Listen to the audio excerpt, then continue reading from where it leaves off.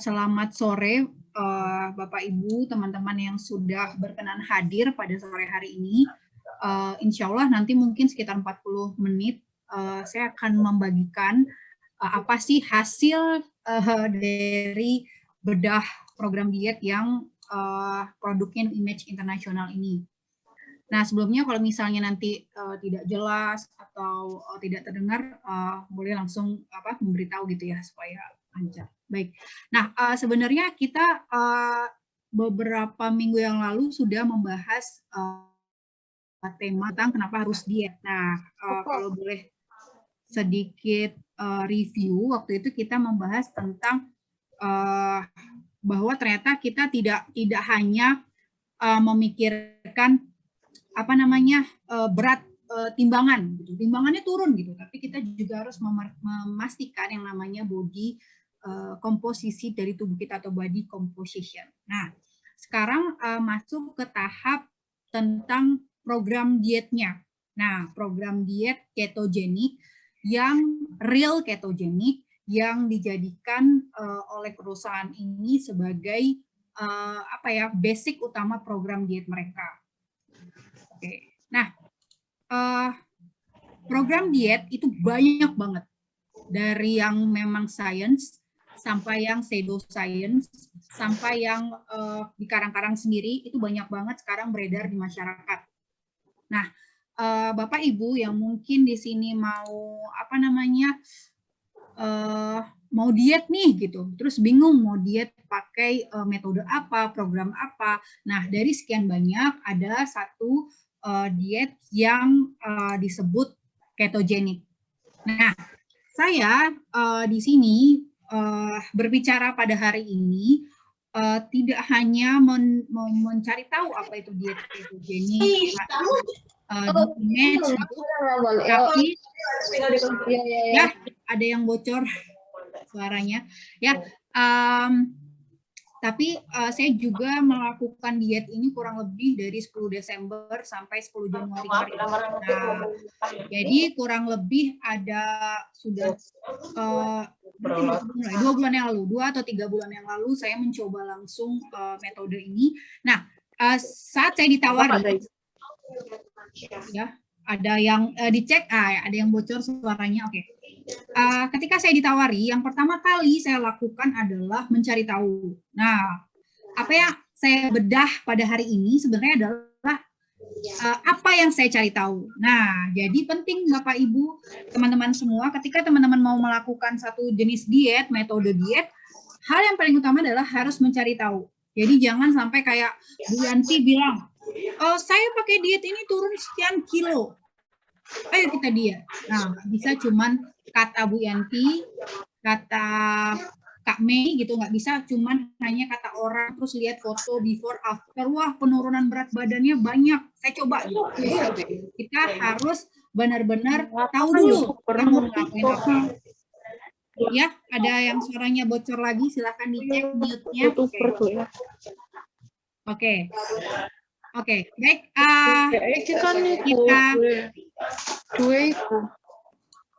Kita ini mungkin host bisa melihat yang mute unmute seperti itu.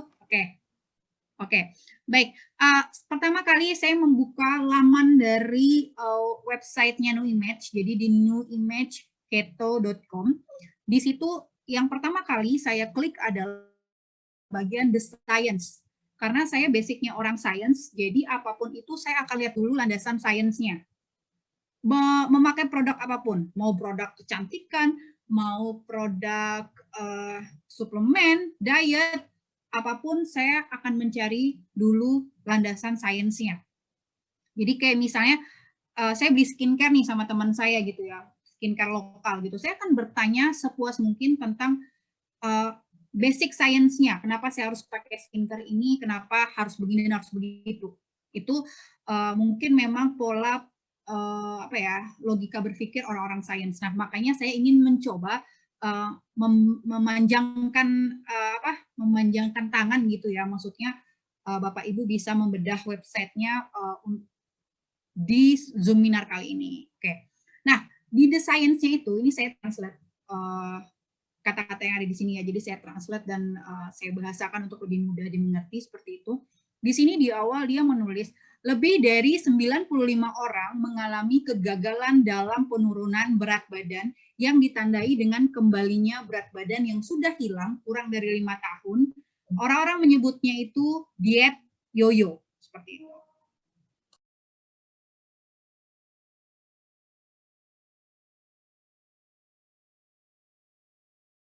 Oke, maaf. Oke, saya lanjut ya. Jadi ada suara pintu seperti itu. Nah, diet yoyo ini menjadi masalah yang orang-orang, nanti kalau minum ini nanti berat badannya naik lagi.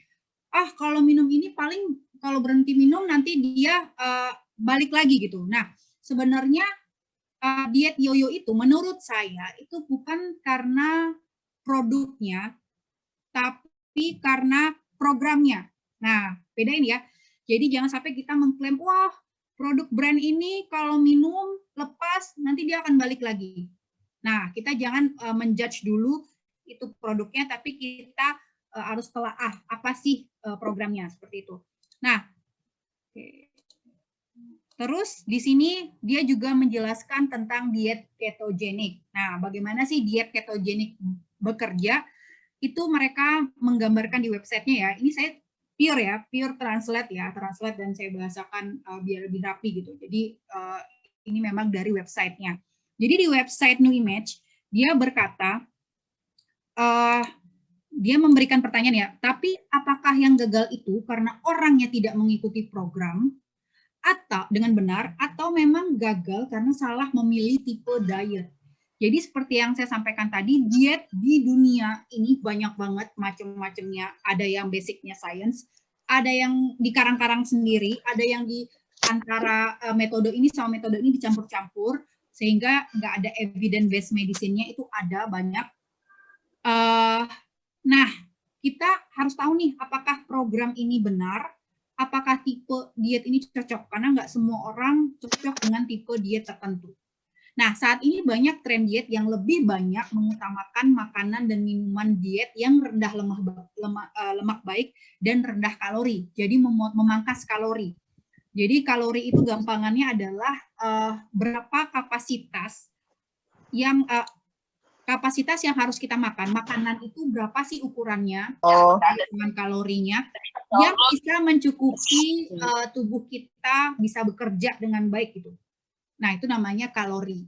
Nah, makanya orang bilang kalau kita bisa menghitung kalori makanan, kita harus menyeimbangkan antara berapa yang kita masukkan dan berapa yang kita keluarkan. Nah, itu baru kita bisa seimbang. Nah, tapi ternyata tadi saya lihat video-video yang di-share di websitenya juga tidak sesimpel itu juga ternyata ya. Nah, faktanya banyak sekali kasus kenaikan berat badan itu setelah program diet itu beberapa bulan kemudian balik lagi, naik lagi, seperti itu ya. Nah, kenapa? Ada masalah apa? Nah, ternyata program manajemen berat badan yang memangkas kalori secara ekstrim umumnya tidak akan bisa mempertahankan berat badan dalam waktu yang lama. Nah, sekarang kan lagi hits tuh, kalau teman-teman di sini, teman-teman millennials yang gabung gitu lagi hits banget di media sosial. Sekarang ada artis yang membuat buku tentang dietnya, dan ternyata di situ dia memangkas kalorinya. Itu kemarin semua itu loh. Nah, jadi gini, ya, jadi gini, dia cuman makan kalori di bawah 500 ya. Kalau nggak salah saya lihat di medsos tuh 300 kalori ya. Itu setara sama kebutuhan anak bayi ya, anak empasi gitu. Nah, sedangkan orang rata-rata, orang normal itu rata-rata membutuhkan 1.500 sampai 2.000 kalori. Itu tergantung berat badan, tergantung aktivitas ya. Semakin tinggi aktivitasnya, kayak atlet, dia butuh kalori yang lebih banyak.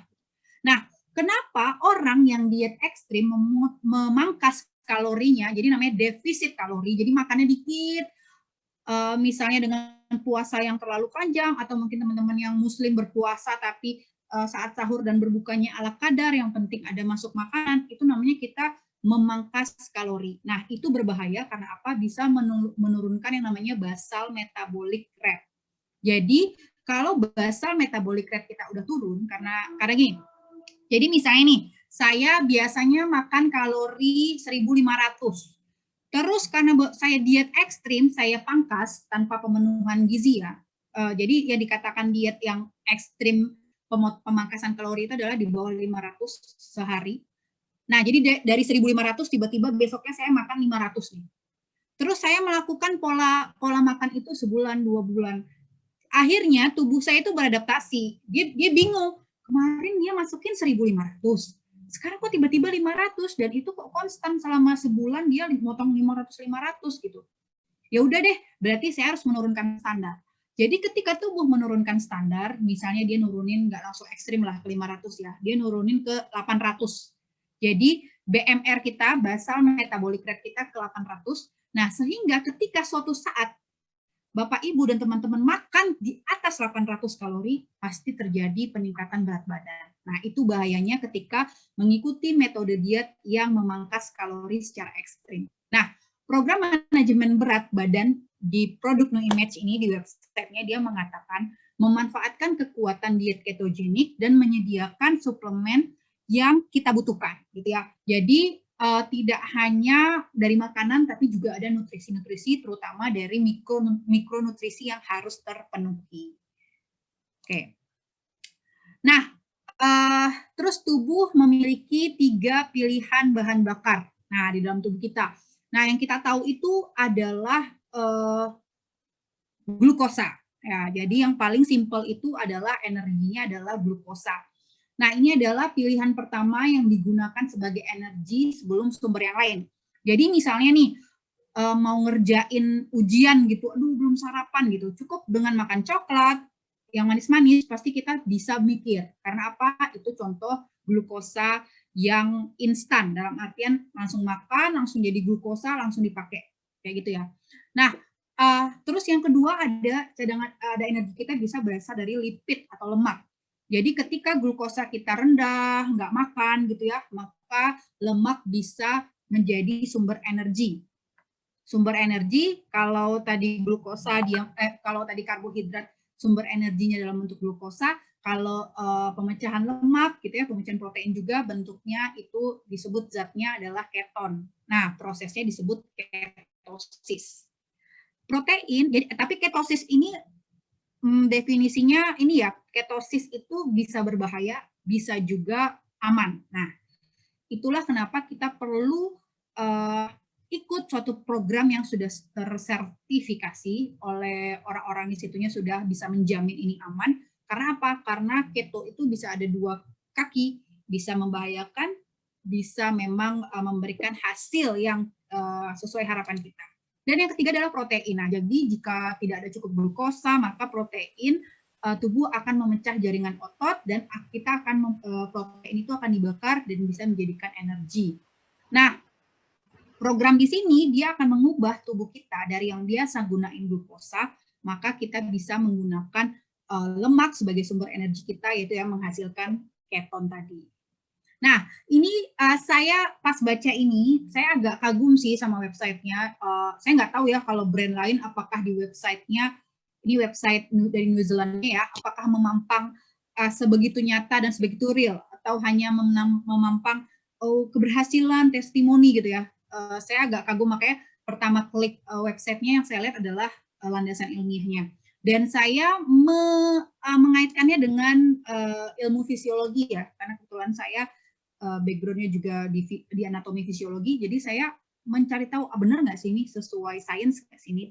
Nah, di sini kalau Bapak Ibu lihat ya, mungkin saya akan sedikit menceritakan. Di sini adalah prinsip ketika kita mengabsorpsi atau makan. Jadi kita makan, apa yang kita makan diserap oleh tubuh. Nah, glukosa adalah yang kita habis makan, glukosa itu akan langsung diedarkan ke seluruh tubuh lewat pembuluh darah, nih ya, glukos. Jadi disebarkan, butuh di mana aja gitu ya, karena kan itu bahan buat energi ya, kita bisa bergerak, itu bahannya adalah glukosa. Nah, ketika kita makan, glukosanya sudah menyebar, terus lebih. Wah, kelebihan nih. Nah, apa yang terjadi? Yang terjadi adalah disimpan. Nih, disimpan di dalam yang namanya jaringan adipose atau yang kita tahu itu adalah lemak. ya. Kalau lemak tubuh. Lemak tubuh tuh ada yang di visceral, di organ di sekitar perut kita, di antara organ, ada lemak yang memang di bawah kulit. Nah, gitu ya. Jadi itu disimpan.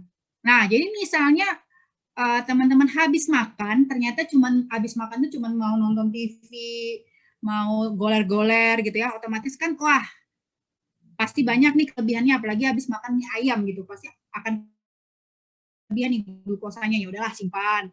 Nah, akhirnya kebanyakan disimpan, lemaknya semakin banyak. Karena kalau kapasitas apa namanya? Kapasitas si glukosa ini disimpan itu yang paling banyak storage-nya itu adalah di lemak, jadi unlimited. Kalau di otot itu sedikit disimpan, di hati juga disimpan ya cadangan energi kita, tapi juga dalam kapasitas sedikit. Yang unlimited itu adalah lemak. Otomatis ketika kita terlalu banyak menyimpan, maka kita akan memiliki storage atau gudang lemak yang lebih banyak. Itu logika ilmiahnya. Nah, yang gambar sebelahnya adalah ini yang terjadi ketika ya ini ya silahkan limit yang baru bergabung. Oke.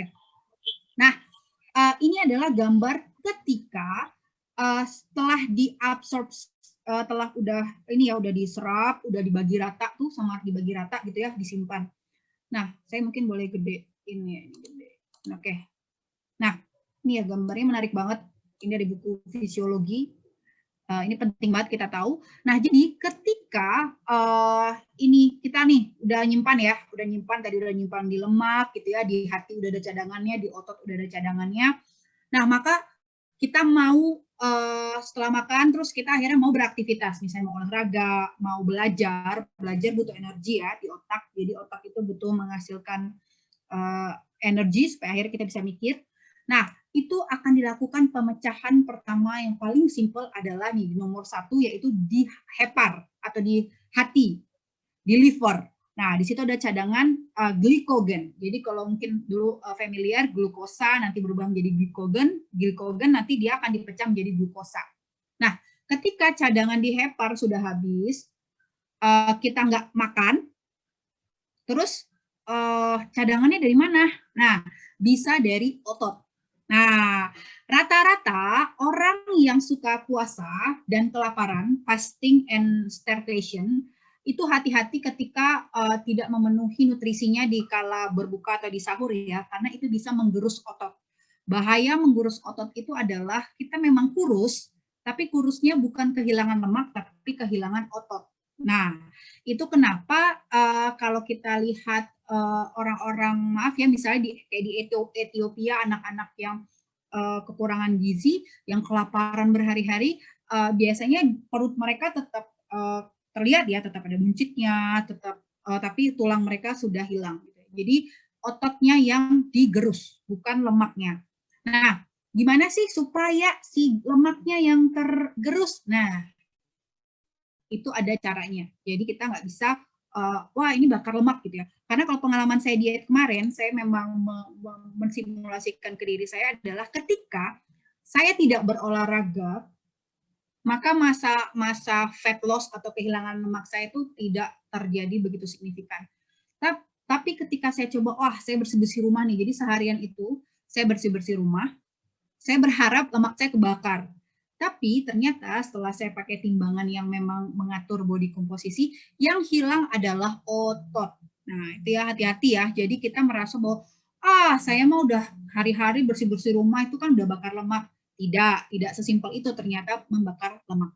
Oke, bahan bakar yang disukai oleh tubuh itu sebenarnya adalah karbohidrat ya, karena lebih simpel dan nggak ribet.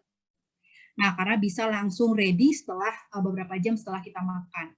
Nah, bahan bakar jika berlebih tadi disimpan di jaringan lemak dan nanti bisa dibongkar lagi kalau memang kita membutuhkannya. Nah, masalahnya ketika kita udah banyak menimbun, kita malas untuk membakarnya. Jadi kayak kita nimbun aja gitu ya, makan martabak, makan mie ayam gitu ya. Nanti malamnya makan yang lain-lain lagi seperti itu. Nah, setelah makan, kadar gula dalam darah itu akan meningkat dan tubuh akan melepaskan yang namanya hormon insulin. Nah, hormon ini nanti yang akan memfasilitasi glukosa itu nyampe ke sel ya, bagaimana nanti dia akan menggiring, disimpan di sini dan lain-lain. Itu adalah hormon insulin. Nah, ketika karbohidrat makanan dibatasi, ketika karbohidrat itu dibatasi, maka kadar insulin itu akan menurun dan kadar glukogennya meningkat. Nah, glukagon itu adalah hormon yang merangsang untuk memecah glukosa yang tersimpan di glikogen tadi ya. Jadi dia ngebantu kita memecah sumber-sumber energi lain tadi, gitu ya. Dan juga ada peranan hormon ya yang juga ada di lemak dan lain-lainnya. Nah, sehingga hasil pemecahan itu disebut keton tadi akan terdeteksi di dalam urin. Saya berhenti stop share, kayaknya ini kecoret ya. Saya stop share dulu. Saya share screen lagi. Oke, nah lanjut ya. Oke, nah protein itu juga penting. Nah, jadi saya itu selama 30 hari diet itu, jadi saya ikut programnya 30 hari, hanya 30 hari, saya meneliti diri saya sendiri ya. Jadi ketika saya kekurangan protein, jadi saya proteinnya dikit gitu, atau saya makan protein dari protein nabati ya, bukan protein hewani, maka itu ternyata tidak bisa memaksimalkan fat loss tadi, kehilangan lemak, karena ternyata protein itu penting sekali, walaupun dia sumber energi ketiga di tubuh kita. Nah, dengan tidak adanya protein yang cukup, ternyata tubuh akan memecah jaringan otot untuk melepaskan protein yang akan dibakar untuk energi. Jadi gitu ya. Jadi karena tubuh kita kekurangan protein, maka untuk mendapatkan protein, karena kan kalau kita belajar dulu ya waktu SD bahwa ada fungsi karbohidrat, protein, lemak itu punya fungsi masing-masing. Tubuh kita nggak mungkin nggak pakai protein. Nah, tapi karena kita nggak makan protein yang cukup, maka yang dibakar adalah protein yang ada di dalam otot. Nah, itu berbahaya karena bisa menggerus otot kita. Nah, protein ini menjadi masalah di Indonesia. Karena apa? Karena budaya di Indonesia itu adalah banyak makan karbohidrat, sedikit makan protein. Saya dari kecil jujur terbiasa untuk makan banyak nasi dengan lauk satu. Padahal itu nggak cukup ya. Itu tidak mencukupi protein harian kita. Nah, tapi kalau dilihat orang-orang barat, maka dia akan banyak proteinnya dan sedikit karbohidratnya. Atau dia, orang barat kan terbiasa ya kayak makan steak, dia cuma dengan kayak ada sayur-sayuran gitu ya. Kalau Indonesia kan makan steak, digoreng tepung, pakai nasi. Nah, itu adalah budaya. Jadi pemenuhan protein itu tidak semua orang bisa memenuhi karena urusannya juga dengan dompet ya. Karena kalau mau makan banyak protein harus beli daging, ikan gitu ya dalam jumlah yang banyak gitu ya. Nah, itu juga berpengaruh. Oleh karena itu kita membutuhkan tambahan protein. Karena kita harus memastikan selama diet kita memenuhi protein supaya kita bisa mempertahankan massa otot. Dan itu yang tidak terjadi pada saya. Jadi bukan kekeliruan ya. Ketidakmampuan saya ketika 30 hari itu adalah menghadirkan protein yang cukup sehingga sampai sekarang body komposisi tubuh saya adalah saya kekurangan protein. Gitu ya. Jadi lemak saya memang turun kurang lebih 38 ke 4%. Otot saya tapi juga turun. Karena apa? Karena itu saya kekurangan protein. Nah, padahal sebenarnya salah satu suplemen kenapa orang pakai suplemen itu sebenarnya adalah tambahan dari protein. Tapi nggak bisa ngandelin protein yang ada di suplemen. Tetap harus dari makanan. Ya, real food. Makanan yang benar-benar. Jadi nggak bisa nih teman-teman pakai suplemen terus nggak makan. Nah, itu nggak masuk. Nggak masuk dalam hitungan-hitungan program ini.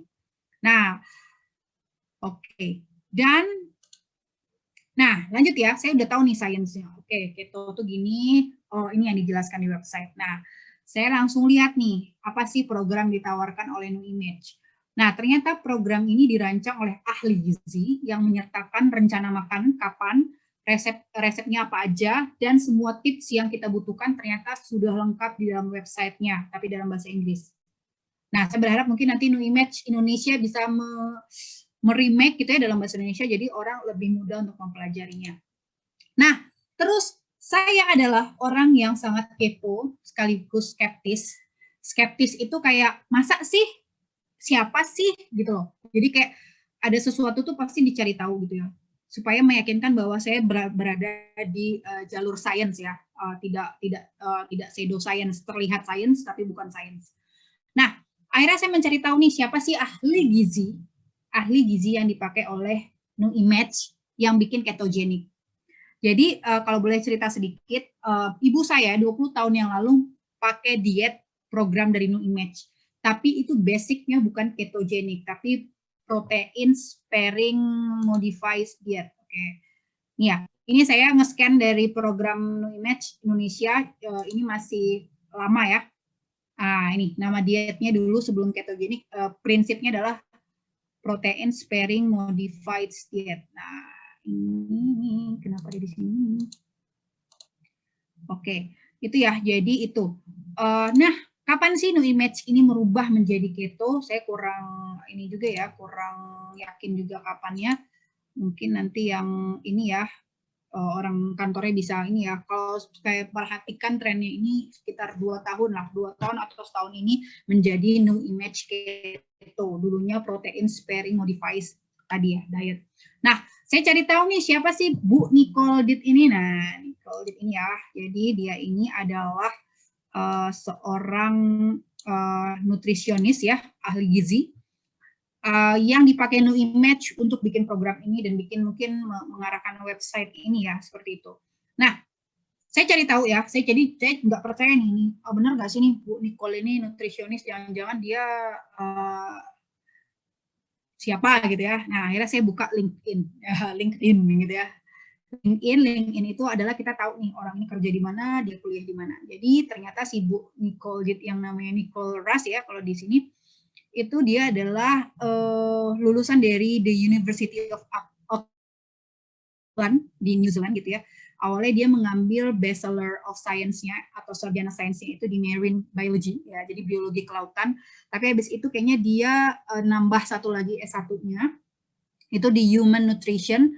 Terus dia juga tersertifikasi di New Image. Ini biar saya nggak ini ya, maksudnya ini bener nggak sih ini New Image gitu ya.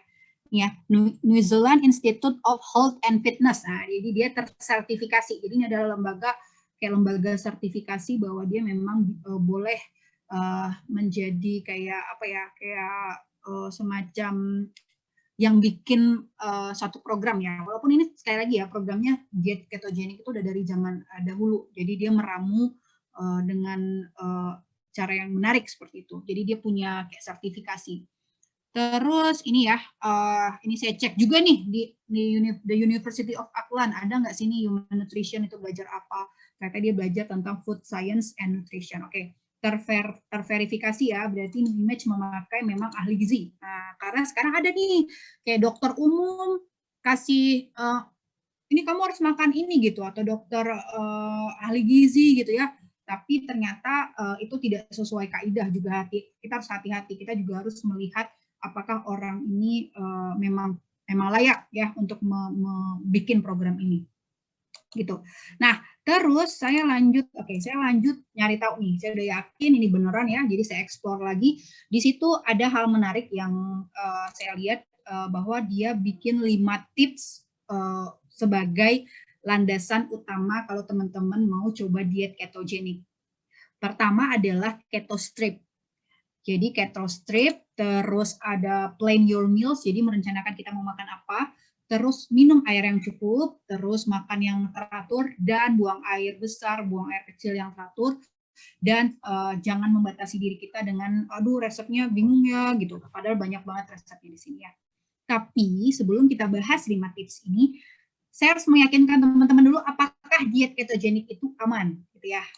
Nah, karena kalau teman-teman tanya ke dokter, dok, ketogenik itu aman nggak sih? Akan ada 2 opini, bisa aman, bisa enggak. Karena ternyata ada yang namanya ketoasidosis. Jadi ketosis versus ketoasidosis. Jadi ada ketosis yang karena nutrisi ya. Jadi kita pembatasan nutrisi terjadi ketosis. Ada yang namanya ketoasidosis. Jadi secara ekstrim. Jadi jumlah keton itu secara ekstrim naik gitu ya. Terus akhirnya tubuh kita terlalu asam sehingga itu membahayakan. Nah, ini sering terjadi pada orang-orang dengan diet keto yang tidak benar atau terlalu ekstrim, atau bisa juga pada pasien diabetes. Nah, kalau ketosis, ciri-ciri ketosis yang aman adalah jumlahnya sedikit di dalam darah, terus dia adalah proses yang alami di dalam tubuh, jadi kita nggak memaksa tubuh, jadi alami. Terus yang paling penting adalah dia aman, ya biasanya terjadi pada diet rendah karbohidrat atau ketogenik.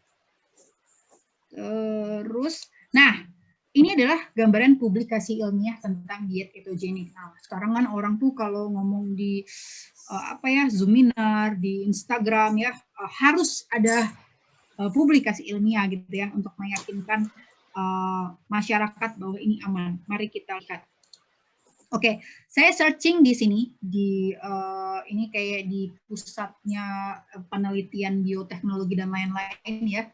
Nah, di sini saya memasukkan keyword ketogenik, maka publikasi ilmiah yang membahas diet ketogenik itu kurang lebih di National Center for Biotechnology Information, itu kita akan menemukan 61 sekian 61.024 publikasi ilmiah yang membahas diet ketogenik. Jadi hal ini menandakan bahwa diet ketogenik itu nyata dan memiliki bukti sains. Tapi sebenarnya diet ketogenik yang seperti apa sih yang memang punya kaidah ilmiah? Mungkin saya akan perlihatkan ini sebentar tentang history. Jadi ya tentang sejarah ya, jas merah. Jangan sekali-sekali melupakan sejarah. Nah, jadi kalau kita mau lihat di sini history of diet ketogenik itu sebenarnya dia sudah ada dari 1920 ya secara official, secara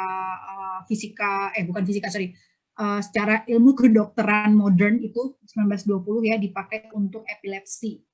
Jadi awalnya banyak ini yang membahas tentang ketogenik mengaitkan dengan epilepsi karena itu salah satu penanganan epilepsi dengan diet ketogenik. Juga ada yang meneliti tentang hubungan diet ketogenik dengan autisme, ada juga tentang weight loss, macam-macam. Ada apakah ketogenik cocok dengan diabetes, semua orang meneliti tentang diet ketogenik ini. Nah, saya akan sedikit mengupas tentang beberapa jurnal yang menurut saya menarik dan ini cukup baru ya di 2018. Nah, di sini dia menjelaskan di jurnal Nutritional Ketosis ya. Jadi sebutnya Nutritional Ketosis. Jadi dia karena nutrisi ya, bukan karena penyakit. Jadi ketosis yang muncul karena asupan nutrisi yang dikontrol terbukti dapat meningkatkan penanda metabolik dan inflamasi. Jadi ada tanda-tanda dalam tubuh kita yang menunjukkan, oh ternyata benar nih ada perbaikan dari sistem metabolik kita ketika kita menggunakan diet ini. Ya, ada yang oke. Terus ditemukan juga ternyata ini mendukung manajemen berat badan. Di jurnal ini atau di publikasi ilmiah ini katakan juga ditemukan juga bahwa diet ini dapat mendorong penurunan berat badan, mengurangi rasa lapar dan meningkatkan rasa kenyang, gitu ya. Terus, namun apakah responden dalam penelitian ini melakukan diet dalam jangka waktu yang panjang? Mari kita lihat. Nah, di jurnal yang lain, nah saya melihat metodenya, metode penelitiannya. Orang-orang yang diberikan diet ketogenik ini berapa lama sih, gitu ya? Nah, jadi kurang lebih 8 sampai 12 minggu ya dari beberapa jurnal. Jadi hanya 2 bulan sampai 3 bulan. Jadi diet ketogenik itu tidak terlalu aman ketika lewat dari 3 bulan biasanya.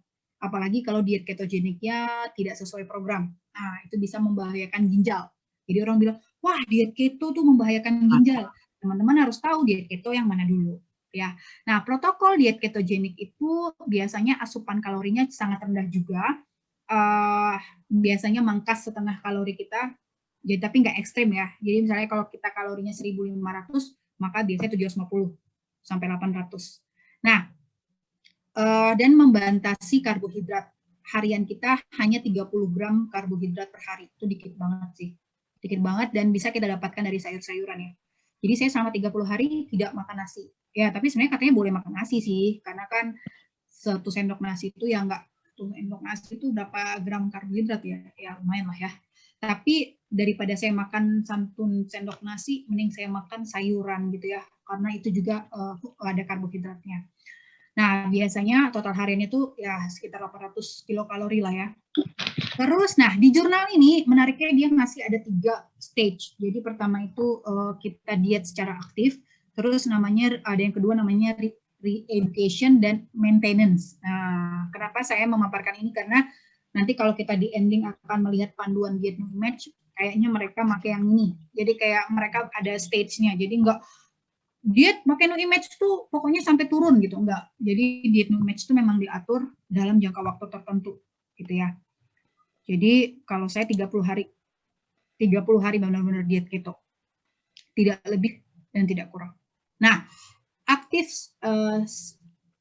stage atau apa yang aktif ya, maksudnya ini yang 30 hari ini ya. Jadi tapi kalau di jurnal ini ya 2-3 bulan masih boleh ya kalau di jurnal ini.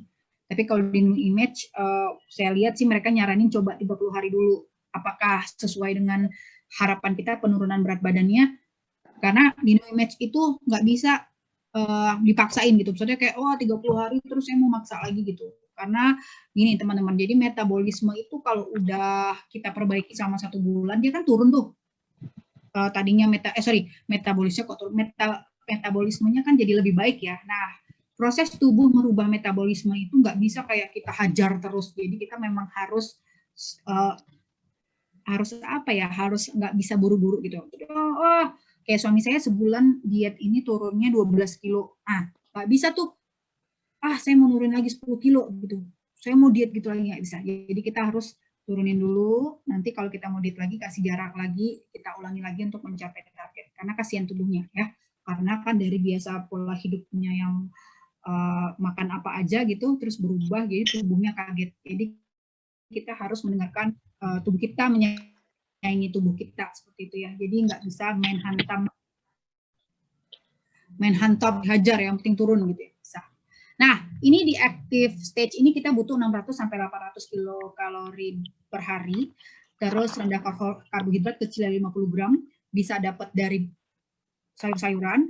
Terus membatasi konsumsi minyak. Nah, jadi minyak masak itu dia menyarankan 10 gram olive oil per day. Tapi masalahnya yang terjadi sama saya ketika saya diet keto adalah saya tetap memakai minyak biasa. Dan saya tetap memakan makanan yang digoreng-goreng. Padahal sudah dikatakan itu tidak baik ya. Jadi maka itu saya programnya tidak terlalu oke sebenarnya ya. Tidak terlalu menurunkan lemak yang drastis. Karena memang dari pola makannya kurang oke. Dari penyajian makannya. Jadi kalau teman-teman yang mau diet keto, kalau punya rezeki lebih, ya kalau ada catering gitu, mending catering deh. Maksudnya kalau orang yang sudah ngerti ya, masak yang sehat itu seperti apa, itu lebih jaminan ya. Kalau dibanding kita gitu ya, apalagi saya yang orangnya agak malas-malas lah kalau masak ini. Terus juga kita harus makan yang kaya protein, tapi rendah lemak jahat. Jadi contohnya apa? Daging itu ada protein yang tinggi, tapi kita bikin rendang, kita goreng dendeng gitu ya, jadi proteinnya dikit, lemak jahatnya yang banyak dari minyak gitu ya. Terus kita juga harus memperhatikan makan sayuran yang indeks glikemiknya rendah. Nah, yang terjadi adalah orang akan makan sayuran, saya mau makan sayuran, akhirnya dia makan gado-gado, makan karedok, makan pical ya kalau di Padang gitu. Padahal itu kacang, itu juga ada hidden carbs. Jadi hidden carbs itu kayak nggak kelihatan karbohidratnya. Padahal itu adalah karbohidrat gitu ya. Terus ada dia makan wortel terlalu banyak. Nah, wortel itu kan juga manis ya. Nah, hati-hati. Jadi ciri-ciri sayuran yang indeks glikemiknya rendah atau tingkat level karbohidratnya rendah itu adalah gampang. Semua sayur yang berwarna hijau rata-rata itu glikemiknya rendah gitu ya. Jadi makanlah sayur-sayuran hijau gitu ya. Jadi rata-rata tuh kalau orang luar negeri itu sukanya makan brokoli gitu ya. Sayur yang ya sayur-sayur orang luar negeri. Nanti kita lihat resep-resep mereka emang keren-keren ya, tapi kalau di Indonesia agak susah lidah kita ya. Apalagi orang Padang. Nah, terus kita juga dianjurkan di jurnalnya, ini jurnal ya, bukan website New Image, kita masih bahas jurnal, itu kita harus memenuhi mikronutrien seperti vitamin B kompleks, vitamin C, vitamin E, mineral termasuk kalium, natrium, magnesium, kalsium, dan asam lemak omega 3. Nah, jadi kalau ada yang bilang, ini diet nggak pakai suplemen. Saya itu berpikir dua hal. Ini beneran nggak pakai suplemen, atau memang dia tipe orang yang memakan makanan yang clean food. Clean food tuh dia makannya fresh, terus dia makan benar-benar menjaga cara masaknya dijaga gitu ya. Jadi sehingga ada kalium, ada natrium dari makanan itu dia bisa menyerap dengan baik. Nah, mungkin. Tapi kalau dia hidupnya masih kayak kita, masih pesan makanan online, masih masak pakai minyak, masih masaknya nggak diperhatikan komposisinya, ya saya rasa kalau dia nggak pakai suplemen, maka dia akan namanya itu defisit mikronutrisi. Jadi mikronutrisinya kurang, sehingga nanti efeknya adalah ke kesehatan.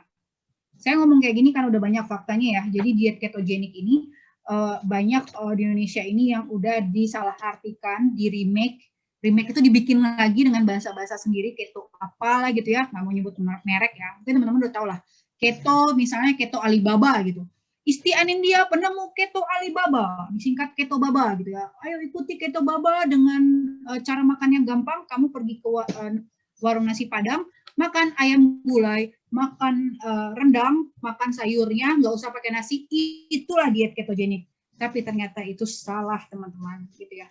Karena faktanya adalah dan nggak perlu.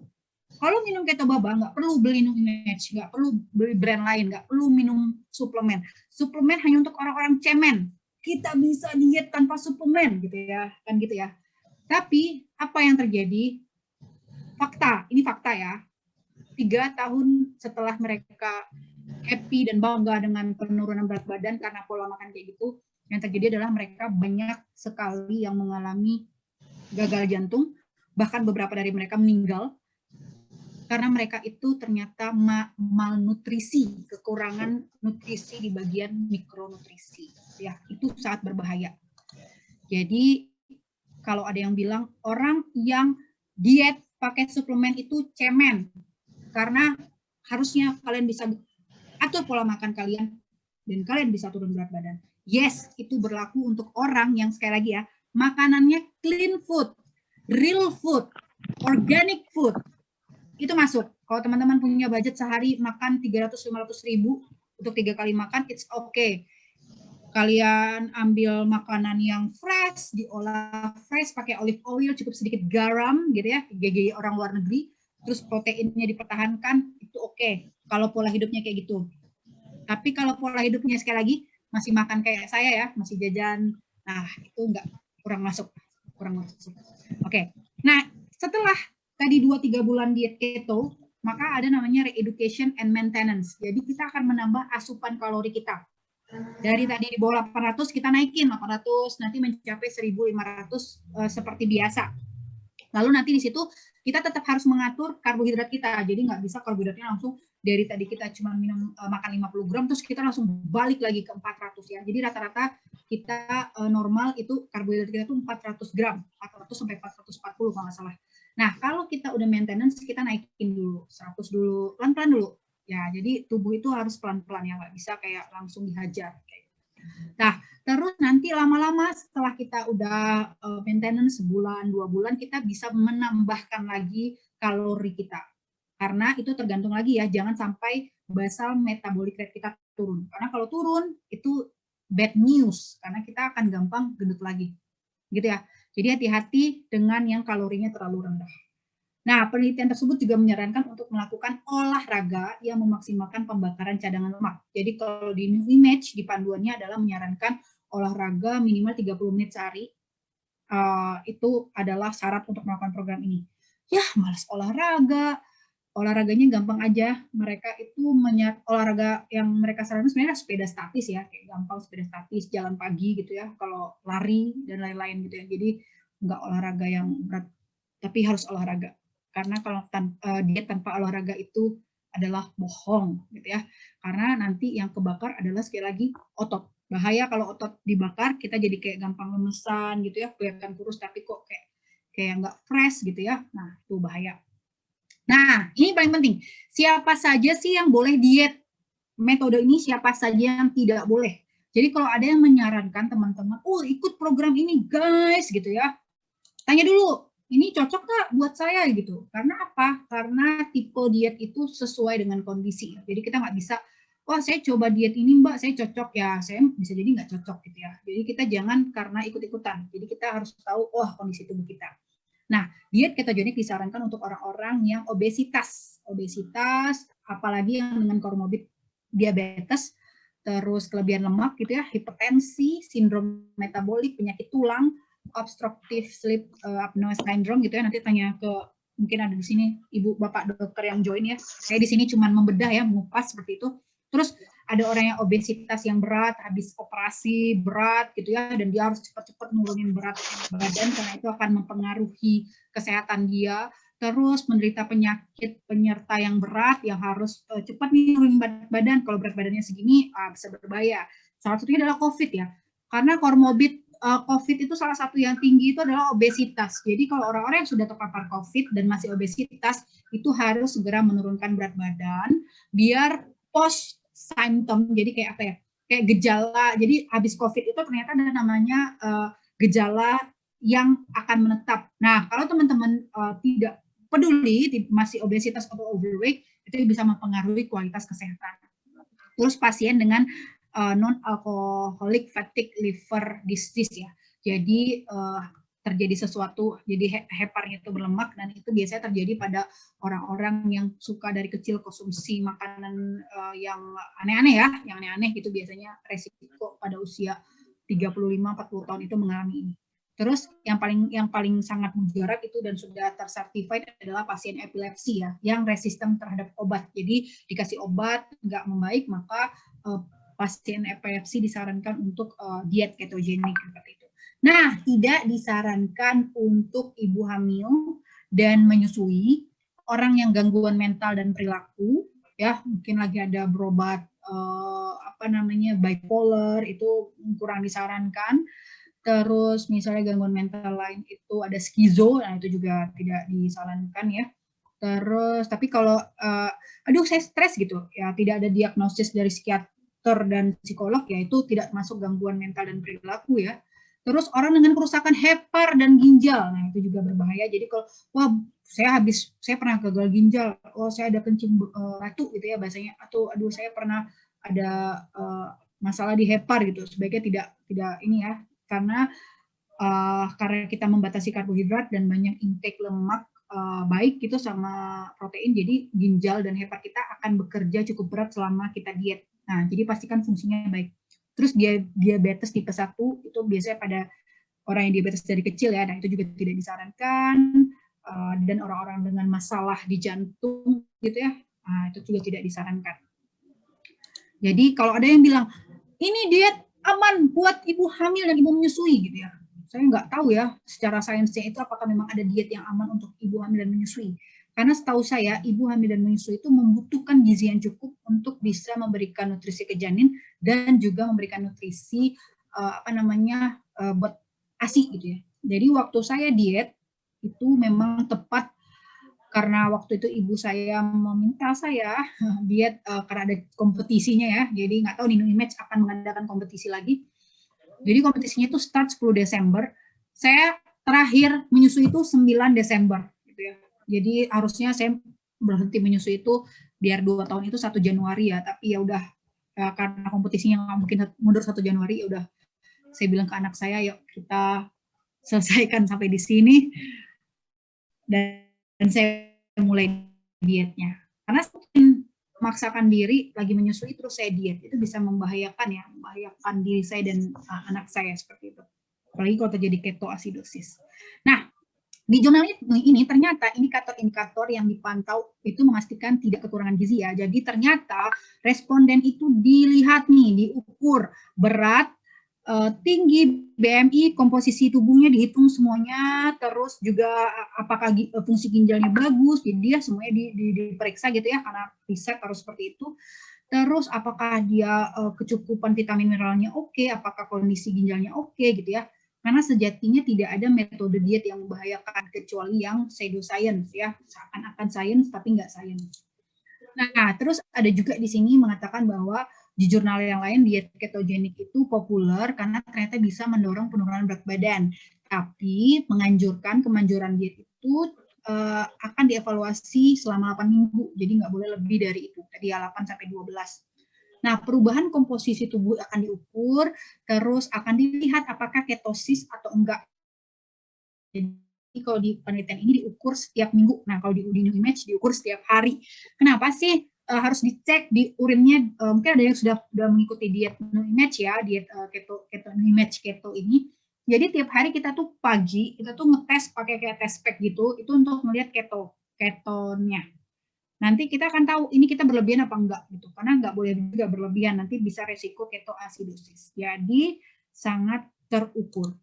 Nah, di sini juga terlihat ya very low carbohydrate atau ketogenic ini ternyata ini impact-nya bagus sekali untuk beberapa kayak epilepsi, diabetes, penurunan berat badan gitu ya, secara meta-analisis review sudah banyak gitu ya, jadi memang secara ilmiah terkonfirmasi. Nah, ini adalah 5 tips tadi yang saya sudah meyakinkan kalau ketogenik ini aman kalau dijalankan sesuai programnya. Jadi ada 5 tips yang paling penting kalau mau coba diet ini. Pertama adalah keto strip uji keton. Ya, alatnya seperti ini ya teman-teman. Jadi nanti ini tuh kayak dicelup di urin kita baru bangun tidur, terus kita akan lihat apakah aman. Kalau orang yang misalnya nggak sesuai programnya, masih banyak makan karbohidrat, maka warnanya akan kayak gini nih. Warnanya akan kayak samar-samar gitu. Nah, kalau orang yang yang terlalu berlebihan, warnanya akan pekat seperti ini, dan itu membahayakan gitu ya. Jadi mengetahui keberadaan dan konsentrasi keton di dalam tubuh kita. Nah, pada diet ini harus dicek. Kenapa? Karena kita tidak boleh dalam kondisi ketoasidosis, karena sekali lagi itu membahayakan. Oke, nah kedua adalah yang paling susah adalah merencanakan apa yang mau kita makan, ya.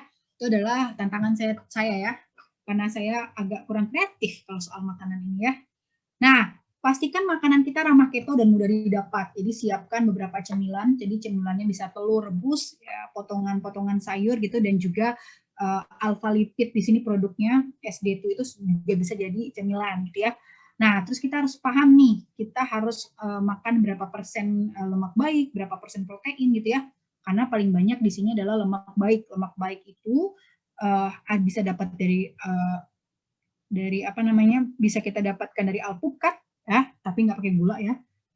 Bisa kita dapatkan dari olive oil dan lain-lain, omega 3, itu juga mengandung ini. Nah, ini namanya keto piramid. Nah, ini ada di websitenya. Jadi apa yang kita harus hindari, apa yang harus kita makan, semuanya sudah dijelaskan secara rinci. Jadi tinggal sekreatif kita.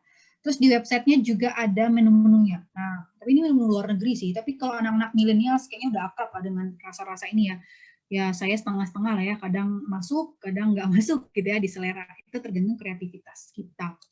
Nah, terus yang ketiga, minum yang cukup. Nah, ini paling penting banget. Jadi di diet ini, di program Image, dia menyarankan minimal 2 liter per hari ya. 2 liter per hari itu kalau teman-teman minum minuman selain air mineral itu harus ditambah ya. Karena misalnya kayak kita minum kopi segelas, itu harus menetralisirnya dengan 2 atau 3 gelas minum ya. Jadi kita nggak bisa, wah saya minum 2 liter kok sehari, tapi tehnya juga sekian gitu. Jadi itu nanti mengurangi cairan yang benar-benar harusnya masuk gitu ya. Nah, ternyata minum itu penting sekali, asupan tercukup itu penting sekali, dan itu sekali lagi saya sudah merasakan sendiri selama 30 hari ketika saya kurang minum, saya gampang lapar. Karena apa? Ternyata sensasi kita minum, jadi kalau ini minum ya.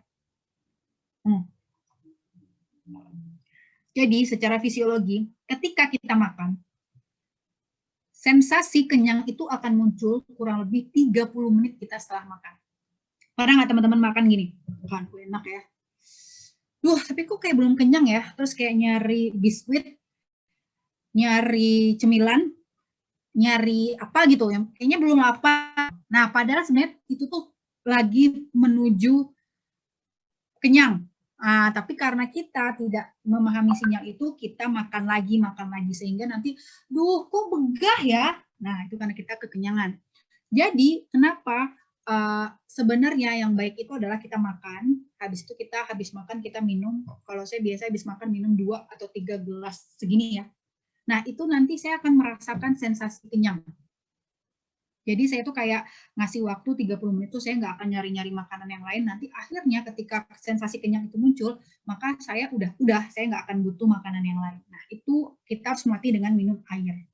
Terus satu lagi, kadang kita itu tubuh kita ketika dehidrasi, kekurangan air, dia akan memberikan sinyal lapar gitu. Padahal sebenarnya kita tuh nggak lagi lapar, tapi kita lagi dehidrasi gitu. Jadi tubuhnya, jadi kita nangkep sinyalnya, aduh lapar ya, pengen makan apa ya, padahal tadi udah makan ya. Sebenarnya itu belum tentu karena memang lambung kita butuh, tapi bisa jadi karena kita kekurangan cairan. Sehingga minum 2 liter per hari dalam diet ini wajib, percayalah itu. Jadi jangan takut, wah nanti kalau saya banyak minum berat badan saya naik gitu, nanti air jadi lemak. Nah itu hoax ya, tidak benar. Malah justru kalau teman-teman searching, air itu bisa menjadi salah satu yang membakar lemak. Terus stay regular, jadi tetap makan dengan teratur, jangan di skip. Jadi sekali lagi saya belajar dari pengalaman saya, jadi saya skip. Wah semakin saya nggak makan, maka besok penurunan berat badan saya akan semakin turun.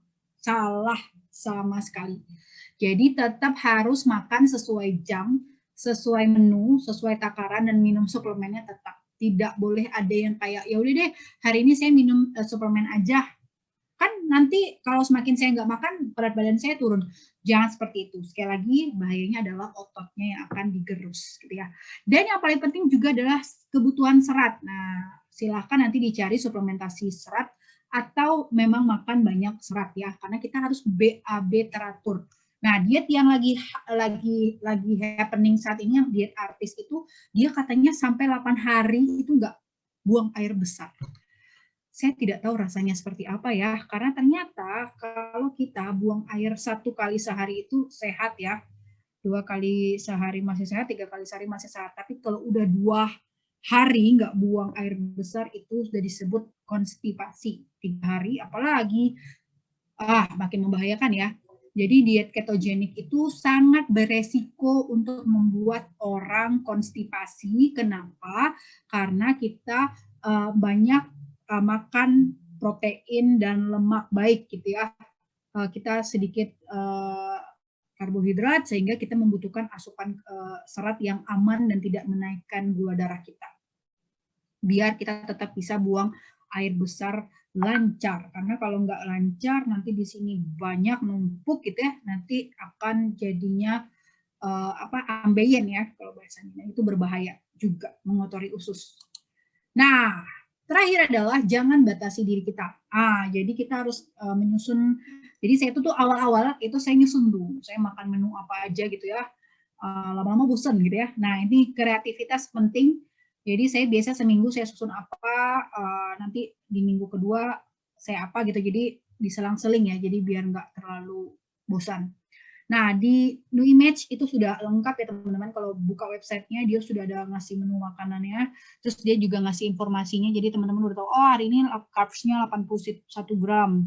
Berarti saya harus setengah porsi doang nih, karena kan di bawah 50 ya. Terus fat-nya segini, proteinnya segini. Jadi bisa kita ukur. Kalau teman-teman yang udah lebih canggih lagi, bisa pakai biasa penakar kalori dan lain-lain, itu boleh silahkan. Oke, nah ini adalah meta-analisis tentang si carb blocker gitu. Jadi ada yang bilang carb blocker tuh nggak bagus gitu. Nggak juga, karena ternyata itu sangat bermanfaat untuk orang-orang yang diabetes gitu ya. Terus juga ternyata itu terverifikasi secara ini ya, meta-analisis itu udah paling tinggi bahwa nggak apa-apa menggunakan si bahan-bahan ini untuk memblok si karbohidrat tadi untuk tujuan-tujuan tertentu. Intinya aman ya. Tapi ingat, sekali lagi silakan dikonsultasikan, untuk kondisi-kondisi setiap orang itu berbeda. Oke, mungkin itu presentasi saya. Kita akan intip sedikit, saya scan dari ini program Image.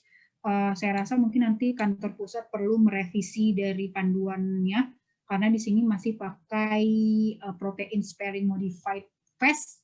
Padahal kita sudah berganti di websitenya Ketogenic. Nanti mungkin bisa konsultasi ke New Zealand, minta panduan mereka, terus kita sesuaikan seperti itu. Nah ini ya, di sini mereka jelasin dulu di panduannya. Terus ini ada tes ketostick. Jadi ketostick itu kayak gini, nanti dites, nanti teman-teman akan menyesuaikan. Kalau di sini terlalu berat, maka kita harus mengurangi menambah karbohidrat gitu ya. Terus di sini dia menjanjikan adalah penurunannya seminggu itu rata-rata, bener ya? Oke, 1,5 sampai 2 kilo per minggu. Jadi idealnya itu maksimal 8 kilo per minggu. Kalau saya waktu itu 30 hari 6 kilo. Jadi saya pakai standar yang 1,5 ini ya. Kalau suami saya bisa 12 kilo, itu karena dia olahraga. Jadi dia lari itu 3 kali seminggu ya. Larinya juga nggak nanggung-nanggung, dia 15 kilo sampai 20 kilometer. Jadi dia sangat terbantu dengan olahraga. Nah, tapi kalau saya yang males olahraga, saya maksimal waktu itu nurunin 6 kilo. Dan itu juga karena faktor hormonal, karena saya tadi baru berhenti menyusui, jadi langsung diet, sehingga penyesuaian hormonnya belum begitu baik, sehingga penurunannya nggak terlalu bisa maksimal. Ya, selain tadi saya masih banyak PR catatannya. Nah, ini ya, berkisar 500 sampai 700 kalori, terus karbohidratnya 35 gram aja, kurang lebih 140 kalori. Terus di sini dia juga untuk memulainya, jadi tadi ada misalnya program 30 hari, itu ada 28 hari, itu dia mulainya adalah cleansing. Cleansing ini adalah makan buah dan sayur. Kenapa butuh cleansing? Karena kita butuh menyiapkan usus kita untuk menemui makanan-makanan baru. Ya, ini secara logika masuk akal ya. Jadi silahkan melakukan cleansing, makan buah aja seharian. Kedua adalah makan sayuran aja. Ini agak menantang sih sebenarnya ya, karena saya agak bingung makan apa gitu ya. Jadi saya waktu makan sayur tuh saya makan salad, terus makan karedok, malamnya makan capcay. Kalau buah-buahnya itu salad buah, terus ya nyemil-nyemil buah gitu aja sih. Sepuas-puasnya sebelum nanti buah dibatasi. Karena dibatasi juga ya, jangan terlalu makan mangga 2 biji gitu ya, itu karbohidratnya tinggi juga. Nah, terus juga di sini ada program maintenance. Nah, jadi teman-teman, saya 30 hari itu saya ketat, nah 2 bulan ini saya biasa aja. Gitu ya. Jadi itu namanya disebut maintenance. Nah, untuk hari ini saya udah nggak minum suplemen lagi sih. Saya coba, walaupun ibu saya menawarkan mau dikirim lagi nggak, saya coba mau men-challenge diri saya, kalau saya ngatur makanan doang, gimana nih setelah maintenance ya. Apakah harus minum suplemennya atau sebenarnya kita bisa ngatur makanan kita. Nah, bonus dari diet ini yang saya rasakan adalah preferensi saya terhadap manis itu jauh banget. Jadi saya biasanya minum minuman yang kayak yang dijual ya, nyebut merek nggak boleh ya, yang time itu loh. Cocok time gitu misalnya ya. Nah, si cocok time itu dulu itu saya minum pakai gula ya, gula yang regular gitu, itu bagi saya enak banget ya, nggak manis, biasa aja. Tapi kemarin saya beli nggak pakai gula, saya bilang itu oke, pas. Terus saya pernah pesen brownies sama teman saya yang mengganti tepungnya, dan dia nggak pakai gula, dia pakai gula kelapa dikit aja. Saya bilang itu pas. Saya kasih ke orang yang nggak pernah diet kayak saya, dia bilang itu pahit. Jadi ketika saya dikasih bolu yang mungkin dulu saya sering makan, sekali makan 4-5 biji gitu ya, saya dikasih tuh, saya coba satu, saya bilang ini gula ditepungin apa ya, manis banget, serius. Jadi kalau preferensi manis saya itu, saya jadi nggak bisa makan yang manis-manis. Jadi kalau kayak mau beli martabak tuh mikir lagi, nggak terlalu manis apa ya, gitu ya. Karena memang kalau nggak terlalu manis tuh kita jadi kayak nggak nyaman, kayak nggak enak gitu jadinya. Itu bonus yang saya dapat dari diet ini. Terus ini ya yang harus disiapkan itu tadi ya, macam-macam keto stick, terus dia menyarankan pakai cuka apel juga, ya opsional sih, terus minyak olive oil ya, itu opsional juga. Terus juga pakai ada suplemen lain untuk menunjang energi, itu kayak RDA, saya nggak tahu apakah ready di Indonesia, tapi saya nggak terlalu pakai sih. Terus penting, ini ada 10 peraturan penting tadi ya, ini sudah digambarkan di websitenya. Minum air putih 2 liter, harus olahraga 30 menit sehari. Terus ini contoh makanannya kalau di Indonesia. Jadi ini udah dikasih contohnya, misalnya makan daging ada jamurnya. Nah, ini baiknya ditumis ya. Jadi saya lebih banyak numis-numis pakai olive oil, ya agak keren dikit lah pakai olive oil ya. Ya nggak apa-apa lah, 30 hari kita nabung itu buat makanan yang agak-agak sehat, itu oke lah, bukan agak sehat sih, sehat gitu ya.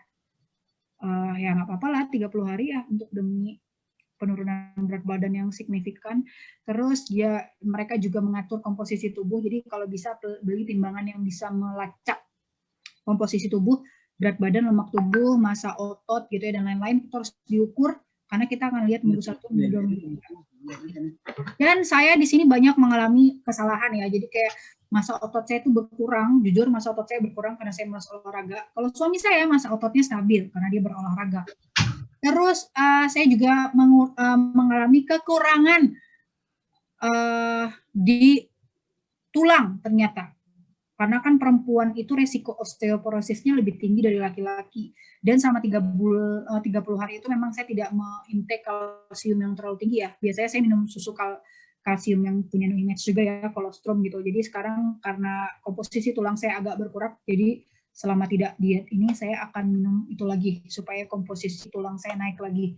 Karena bahaya untuk perempuan ketika komposisi tulangnya turun itu akan berisiko osteoporosis. Gitu ya, ini dijelaskan lemak body fat itu apa, jadi terkontrol ya teman-teman, jadi nggak cuma berat badan turun naik gitu, enggak, jadi semua komposisi harus dicatat, sehingga ini sains banget. Nah, ini nih, jangan lupa, jadi setelah berhasil, supaya nggak gemuk lagi, kita harus maintenance. Nah, selama maintenance itu, saya turun 4 kilo, jadi selama 1 bulan saya turun 6 kilo, selama 2 bulan saya turun 4 kilo, jadi officially sekarang saya turun 10 kilo. Kalau suami saya udah dari 92 ke 76. Berapa ya? Ya kurang lebih seperti itulah ya. Jadi ternyata setelah kita maintenance 2 bulan tuh kita makannya biasa aja, tapi kita membatasi gula, tapi tetap terjadi penurunan berat badan. Ya apalagi saya olahraganya males-malesan ya. Nah ini udah dikasih tahu nih, mau beli apa aja gitu, udah ada di panduannya. Nah terus komposisi makannya berapa gram, udah ada, tinggal kita rajin ya. Saya agak kurang rajin di sini ya, maunya yang praktis gitu. Kalau mau yang praktis, tinggal kita buka websitenya. Saya lihat ini websitenya. Oke, kita tinggal buka websitenya. Di sini sudah banyak banget resepnya. Terus di sini juga ada blognya. Kalau yang biasa baca bahasa Inggris silakan.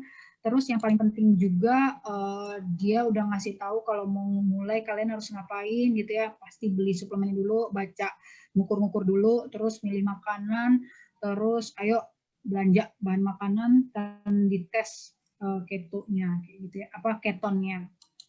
Terus di sini juga teman-teman bisa lihat video-video penjelasan tadi dari si Mbak Nicole ini. Mbak Nicole ini udah jelasin juga macam-macam, semuanya lengkap di websitenya.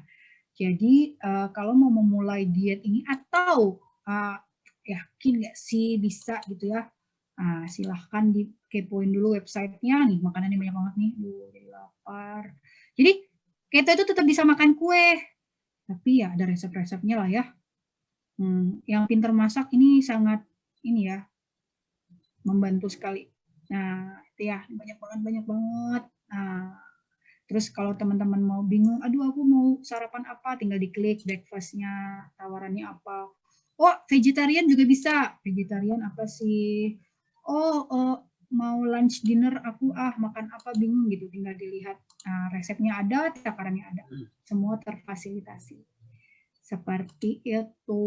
Dan apalagi ya, saya menunjukkan, oh ini tadi ya yang di berapa banyak, terus ini tadi history. Nah, ketogenik itu juga macam-macam ya. Kalau di sini kayaknya pakai standar ya, standar ketogenik diet. Jadi ada juga yang target.